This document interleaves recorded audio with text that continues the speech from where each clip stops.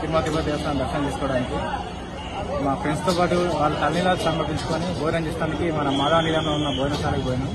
భోజనశాలకు పోతే అక్కడ పెరిగనంలో జరి అని వచ్చింది మా ఫ్రెండ్కి. దానివల్ల మేము అధికారులను ఎవరైతే కేర్ టేకర్ ఉంటారో ఇన్ఛార్జ్ ఉంటారో వాళ్ళని ప్రశ్నిస్తే వాళ్ళు వస్తుందిలే అనుకుంటూ నిర్లక్ష్య సమాధానాలు చెప్తారు.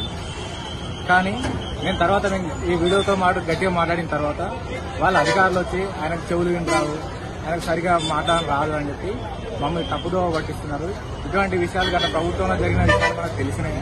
కాకపోతే వాటి మీద ఇప్పుడైనా ప్రభుత్వం మారింది కాబట్టి దాని మీద చర్యలు తీసుకోవాల్సిందిగా నేను కోరుకుంటున్నాను. దీనివల్ల చాలా మంది చిన్నపిల్లలు భక్తులు అందరూ కూడా ఇబ్బంది పడతారు ఆ ఫుడ్ పాయిజన్ వల్ల. దాని గురించి మీరు ప్రభుత్వం చర్యలు తీసుకోవాలని కోరుకుంటున్నాను. నా పేరు చందు అన్న. నేను వరంగల్ నుంచి వచ్చిన. వరంగల్ నుంచి ఇక్కడికి వచ్చి దర్శనం చేసుకుందామని ఉన్నాం. అన్నాక గుండెగిర వేయించుకున్నాక లంచుకొని వచ్చినాం. లంచుకానికి వచ్చినాక మేము తింటుంటే పెరుగులో జర్రీ వేసింది. ఆ జర్రీ ఎందుకు వచ్చింది అంటే వస్తుంది పోవని అంటున్నారు. ఇక్కడ ప్రభుత్వం మారింది, అన్ని మారినాక కూడా ఎందుకు వస్తున్నాయి అంటున్నాను.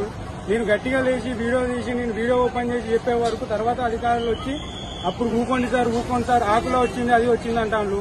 ఇట్లయితే నెగ్లిజెన్స్ ఎట్లా? మా లాంటి పిల్లలు మాకు ఇంకోళ్ళకైతే ఫుడ్ పాయిజనింగ్ అయ్యి ఇంకేమన్నా అయితే సెక్యూరిటీ ఎట్లా? ఎవరు బాధ్యతలు ఉంటారు? ఇన్నెగ్లిజెన్స్ గా ఉండి మాట్లాడుతాను వాళ్ళు మాతోని. ఆ బిహేవియర్ లేదు, నెట్టేస్తున్నారు, అందరి ముందర కిందికి రమ్మంటున్నారు. ఇది కరెక్ట్ కాదన్న. ప్రభుత్వం ఏదో ఒకటి ఇచ్చి వాళ్ళకి చర్య తీయాలి, చట్టంగా వాళ్ళకి మొత్తం అన్ని చేయాలి. ఎక్కడ వచ్చారు, ఎన్ని గంటలకు జరిగింది? ఇది 1:30కి అన్న. 1:30కి లంచ్ చేసుకున్నాం. లంచ్ చేసుకుంటేనే స్టార్ట్ అయింది. ఇది ఏ ఏరియాకి వచ్చారు? ఏ ఏరియాలో పోయి భోజనం చేశారు? 2 అన్న. ఎక్కడ?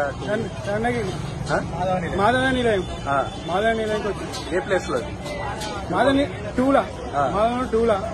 నీకు పంపించినాం. ఆ వీడియోలలో కూడా అధికారులు ఉన్నారు. వాళ్ళ గురించి వాళ్ళ యాక్షన్ తీసుకోవాల్సింది కోరుకుంటున్నా. ఓకే.